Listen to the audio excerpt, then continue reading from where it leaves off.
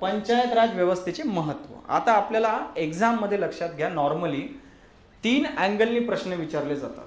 ठीक आहे, 3 ॲस्पेक्ट्सनी पंचायत राजचे. एक आहे तुम्हाला इम्पॉर्टन्स सांगायचं आहे, महत्त्व सांगायचं आहे. आता पॉइंट्स कोणते वापरायचे आहेत तुम्हाला या ठिकाणी, जे आतापर्यंत आपण शिकलेले आहेत. डायरेक्टली मी काय पहिल्यापासून महत्त्व चालू करू शकलो असतो की चला आपण महत्त्वापासून शिकू, परंतु आपण डायरेक्टली काय चालू केलं नाही. पहिले तुम्हाला हे सगळं बॅकग्राऊंड माहीत पाहिजे, सगळे पॉईंट्स माहीत पाहिजे. आता त्याच पॉईंटचा यूज आपल्याला इथे करायचा आहे. महत्त्व सांगण्यामध्ये पहिला ॲस्पेक्ट महत्त्व विचारला जातो, दुसरा ॲस्पेक्ट विचारला जातो चॅलेंजेस, आणि तिसरा ॲस्पेक्ट असतो सोल्युशन्स. त्यामुळे आपण महत्त्व समजून घेऊ, मग त्यातल्या समस्या समजून घेऊ, आणि त्यानंतर ते समस्या कशा सोडवायच्या त्या सुद्धा समजून घेऊ. समस्या सोडवण्यामध्ये आपण सेकंड ARCच्या रिकमेंडेशनचा यूज केलेला आहे. थोडंसं वजन वाढते आन्सरचं. शिफारसी देताना पुन्हा कमिशनचं नाव, जसं गव्हर्नर चॅप्टरमध्ये आपण पुंजी कमिशन, सरकारी कमिशन यूज केलं या ठिकाणी, आणि नेक्स्ट चॅप्टरला शहरी संस्थांमध्ये आपण सेकंड ARC यूज करणार. दुसरा ॲडमिनिस्ट्रेटिव्ह रिफॉर्म्स कमिशन, प्रशासकीय सुधारणा आयोग, ते सोल्युशनमध्ये. पहिले महत्त्व समजून घ्या. आता महत्त्व तुम्हाला लिहिणं अतिशय सोपं असते. कोणताही क्वेश्चन असू द्या, नॉट जस्ट इन पॉलिटी, प्रत्येक सब्जेक्टमध्ये महत्त्व लिहिणं सोपं असते. का? चांगल्या चांगल्या गोष्टी लिहायच्या आहे. आपल्या प्रत्येकामध्ये एक पॉलिटिशियन आहे जो फक्त चांगलं चांगलं बोलू शकतो. त्यामुळे इट्स व्हेरी इझी की महत्त्व सांगा. मोठ्या मोठ्या गोष्टी लिहिणं फार सोपं असते, आणि ह्या मोठ्या मोठ्या गोष्टीच या ठिकाणी तुम्हाला लिहायचं आहे. फक्त आपल्याला लिहिताना काय करायचं आहे, आपल्या 73व्या घटना दुरुस्तीमधल्या तरतुदी तिथे जोडायच्या, जेणेकरून ते फक्त अशा गप्पा नाही वाटत. तुमचं उत्तर म्हणजे गप्पा नाही वाटलं पाहिजे, माहिती वाटली पाहिजे. ठीक आहे, त्यामुळे आपल्या 73व्या घटना दुरुस्तीच्या तरतुदी वापरायच्या, चांगल्या चांगल्या गोष्टींना जोडायच्या आणि एक्झामिनरला द्यायच्या. आता पहा या ठिकाणी कसं कसं महत्त्व तुम्ही लिहू शकतात. पहिलं यामध्ये काय म्हटलंय, खऱ्या अर्थाने लोकशाहीची अंमलबजावणी होत आहे. बरोबर, ठीक आहे. आता महत्त्व लिहिताना तुम्ही असं लिहू शकतात, लोकशाहीची अंमलबजावणी. फक्त एवढं लिहून वाक्य संपवायचं नाही, कारण हे फक्त गप्पा वाटतात. खऱ्या अर्थानं लोकशाही वगैरे ह्या फक्त गप्पा वाटतात. जोपर्यंत तुम्ही त्याला सबस्टॅन्शिएट करत नाही, कशी आली आहे लोकशाही ते या ठिकाणी लिहायचं आहे. रेग्युलर इलेक्शन्स होत आहेत, राईट, प्रत्येकाला वोटिंगचा अधिकार आहे, त्यामुळे लोकशाही खऱ्या अर्थाने आलेली आहे. त्यामुळे 1-2 मुद्दे तुम्हाला 73व्या घटना दुरुस्तीचे इथे जोडायचे, आणि मगच ते उत्तर लिहायचं. लक्षात येत आहे? पुन्हा पुन्हा मी हे का फोकस करतोय, कारण मी एक्झाममध्ये पाहतो मुलं फक्त मोठ्या मोठ्या गोष्टी लिहून येतात. लोकशाही ग्राम स्तरावर पोहोचली, कशी पोहोचली लिहत नाहीत, फक्त पोहोचली आहे. ठीक आहे, ती कशी पोहोचली ते पण लिहावं लागणार आहे. त्यानंतर विकेंद्रीकरणाला चालना, कसं मिळाले विकेंद्रीकरणाला चालना. तिसरा स्तर आलेला आहे सत्तेचा. पहिले 2 स्तर होते सत्तेचे, आता तिसरा स्तर आलाय सत्तेचा. 11वी अनुसूची आलेली आहे, ज्याच्यामुळे सत्तेचं आपल्याला विकेंद्रीकरण दिसत आहे. जे राज्य सरकारकडे अधिकार होते ते आता पंचायतला मिळत आहे 11व्या अनुसूचीमध्ये. हे मुद्दे त्या ठिकाणी लिहायचे, त्याच्यामुळे आपल्याला विकेंद्रीकरण दिसत आहे. त्यामुळे 11वी अनुसूची इथे लिहायची. दिसलं पाहिजे तुम्हाला नॉलेज आहे म्हणून, फक्त चांगल्या चांगल्या गोष्टी लिहून यायच्या नाहीत. ओके. त्यानंतर ग्राम स्वराज्याची संकल्पना साकारते. कुठून साकारल्या जाते ग्राम स्वराज्याची संकल्पना या ठिकाणी? ठीक आहे, संविधानिक दर्जा दिल्याने. संविधानिक दर्जा नव्हता तर ते इंडिपेंडेंटली काम करत नव्हते, ग्राम स्वराज्य नव्हतं. आता या ठिकाणी आहे, कारण त्यांना संविधानिक दर्जा आहे संस्थेला. संविधानिक दर्जा असल्याने राज्य सरकार आपल्या मर्जीने कधीही स्थापना, कधीही बरखास्त नाही करू शकत त्यांना. आता त्यांना ते ग्रामपंचायत ठेवावीच लागते, पंचायत समिती ठेवावीच लागते, जिल्हा परिषद ठेवावीच लागते. त्यामुळे संविधानिक दर्जा दिल्याने त्यांना ग्राम स्वराज्याची संकल्पना जी आहे ती साकारलेली आहे. स्थानिक गरजांनुसार निर्णय घेतले जातात. कुठे घेतले जातात? ग्रामसभा आहे. ग्रामसभेमध्ये स्थानिक गरजांवरून तुम्ही निर्णय घेताय. लोक आपल्या गरजा त्या ठिकाणी मांडतात, आणि त्यानुसार लोकांच्या प्रॉब्लेमचं सोल्युशन काढलं जाते. पहिली ही गोष्ट होती का स्थानिक गरजानुसार? नव्हती. राज्य सरकारच धोरण बनवायचं. मग राज्य सरकार धोरण बनवणार कशाच्या बेसिसवर बनवणार? ब्रॉड ॲस्पेक्टनी बनवणार. की समजा एखादा जिल्हा आहे, एखाद्या जिल्ह्याबद्दल पॉलिसी बनवायची असेल तर काय करणार ते, की समजा गरिबीची पॉलिसी असेल तर ते डिक्लेअर करणार की हां हे ठीक आहे, 5 जिल्हे आहे, 5 जिल्हे गरीब जिल्हे आहेत, त्यांच्यासाठी आम्ही ही तरतूद लावत आहे. परंतु त्या जिल्ह्यामध्ये सगळेच गरीब असतील असंही नाही आहे. काही गावांमध्ये प्रॉस्पेरिटी सुद्धा असेल, काही गावांमध्ये गरिबी असेल, परंतु प्रत्येक गावामध्ये सेम लागून जायचं. आता तसं होत नाही.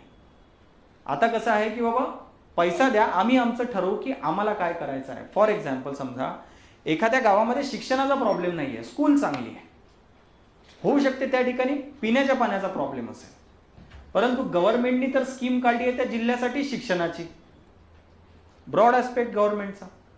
आणि गव्हर्नमेंटने शिक्षणाची स्कीम काढली म्हणजे पैसा जो येईल तो शिक्षणासाठीच येणार.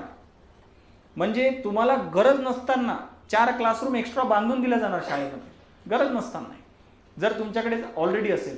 आणि जर तो पैसा तुम्ही पिण्याच्या पाण्यासाठी वापरायचं म्हटलं तर वापरू शकत नाही. ठीक आहे.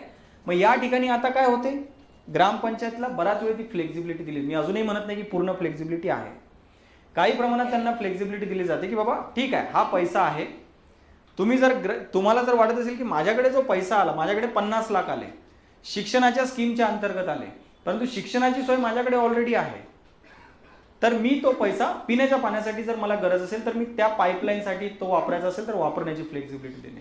स्थानिक गरजानुसार निर्णय होतात. माझी काय गरज आहे. महिला व वंचित घटकांचा सहभाग आता वाढलेला आहे. आरक्षण, जो सहभाग फार कमी होता. इमॅजिन, लक्षात घ्या तुम्ही, रिझर्वेशन दिल्याने कमीत कमी 1/3 महिला तर आहेतच आता. आणि या आरक्षणाची गरज आहे, असं नाही आहे की आरक्षण दिलं नसतं तरी 1/3 असतं, नसते, आपल्याला माहित आहे. विधानसभेमध्ये नाही आहे, लोकसभेमध्ये नाही आहे महिलांचं. लोकसभेमध्ये तुम्ही 14% क्रॉस नाही करू शकले अजून. त्यामुळे हे गॅरंटेड माहित आहे की जर रिझर्वेशन नाही दिलं तर रिप्रेझेंटेशन असणार नाही. ठीक आहे. आणि गरज आहे, आपल्या क्लासमध्ये रिप्रेझेंटेशन पहा, मुलं कमी आहेत. ठीक आहे. ठीक आहे. त्यामुळे महिलांना अपॉर्च्युनिटी दिली तर रिप्रेझेंटेशन वाढते. ठीक आहे. तर रिप्रेझेंटेशनची गरज आहे. राईट. त्यानंतर शासन अधिक पारदर्शक आणि उत्तरदायी बनते. ठीक आहे. शासन या ठिकाणी उत्तरदायी बनत आहेत, कारण शासनला आता त्या ठिकाणी जो आहे ग्रामसभाचे सामाजिक लेखापरीक्षण कंडक्ट करावं लागते.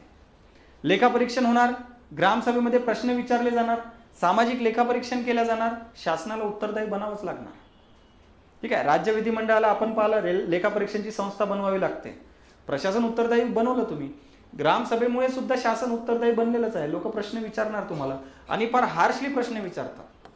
ग्रामसभेची मीटिंग एखाद्या वेळेस जाऊन अटेंड करायची. जर तुम्ही नेमकं त्या ठिकाणी घरी असाल, ग्रामसभेची मीटिंग असेल तर जाऊन उभे राहा त्या ठिकाणी, तुम्हाला डायरेक्ट डेमोक्रेसीचा फील येतो.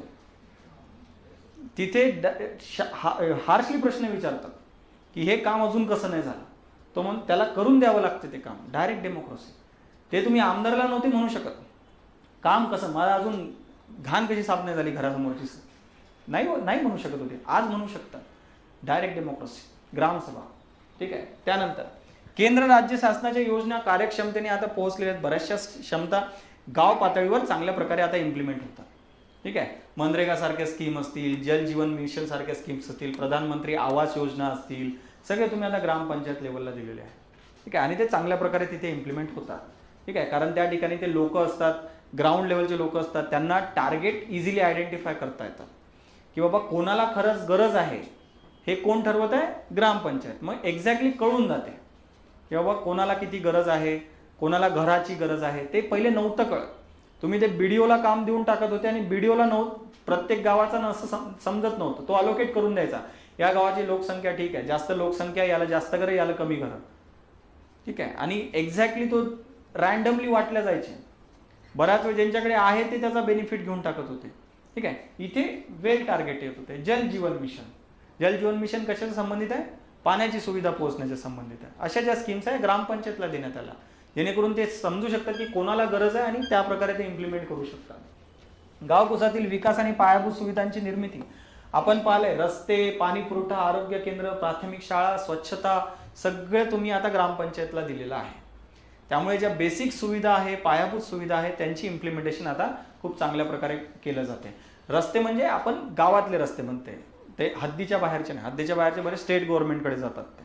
ठीक आहे. जे गावातले जे रस्ते असतात छोटे मोठे, त्यांची इम्प्लिमेंटेशन करणे, हे सुद्धा आता ग्रामपंचायतकडे. इमॅजिन पहिले सगळं राज्य सरकारकडे होतं, ते कुठे गावातल्या रस्त्यांवर लक्ष देणार आहे. ग्रामपंचायत देऊ शकते, त्याला माहिती आहे गावातले रस्ते खराब झालेले आहेत. राजकीय प्रशिक्षणाचं केंद्र, हे फार इम्पॉर्टंट आहे. पंचायत राजकीय प्रशिक्षण झालंय आता, लोकांना सुद्धा आणि त्या सदस्यांना सुद्धा. ज्यावेळेस एखादा व्यक्ती सदस्य बनतो त्याला राजकारण कळते, त्याला राजकीय प्रशिक्षण येते आणि लोक कंटिन्युअसली त्या ठिकाणी इन्व्हॉल्ड असतात, त्यामुळे लोकसंच सुद्धा राजकीय प्रशिक्षण होते. इमॅजिन पंचायत राज नाहीये, फक्त विधानसभाची इलेक्शन्स होत आहे आणि लोकसभेची इलेक्शन्स होत आहे. तर लोक 5 वर्षातून एक वेळ त्यांना ती राजकीय जागरूकता येते इलेक्शनच्या वेळेस. बाकी त्यांचा सहभाग काय आहे राजकीय? काहीच सहभाग नाही आहे. परंतु ज्यावेळेस ग्रामपंचायत असते, रेग्युलर राजकीय सहभाग असतो त्यांचा.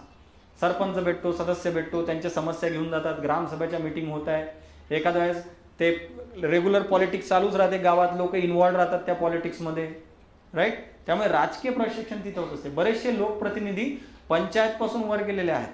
आपल्याकडे एक चांगलं एक्झाम्पल जे आपण विलासराव देशमुख सरपंच होते ते गावाचे, सरपंचापासून जायपर्यंत मुख्यमंत्री सुद्धा बनलेत आणि केंद्रीय मंत्री सुद्धा बनले होते. ज्यावेळेस त्यांची डेथ झाली त्यावेळेस ते केंद्रीय मंत्री होते. ठीक आहे. त्यामुळे एक राजकीय प्रशिक्षणाचं केंद्र सुद्धा आपल्याला या ठिकाणी देते. आणि महिलांना आणि शेड्यूल कास्ट आणि शेड्यूल ट्राईबसाठी तर ते खूप चांगलं, कारण ती अपॉर्च्युनिटी आहे. जी पहिले मेल कॅन्डिडेट राहायची, आता त्यांना सुद्धा ती अपॉर्च्युनिटी भेटत आहे की एक सीडी वर चढून वरच्या पदावर जाण्याची.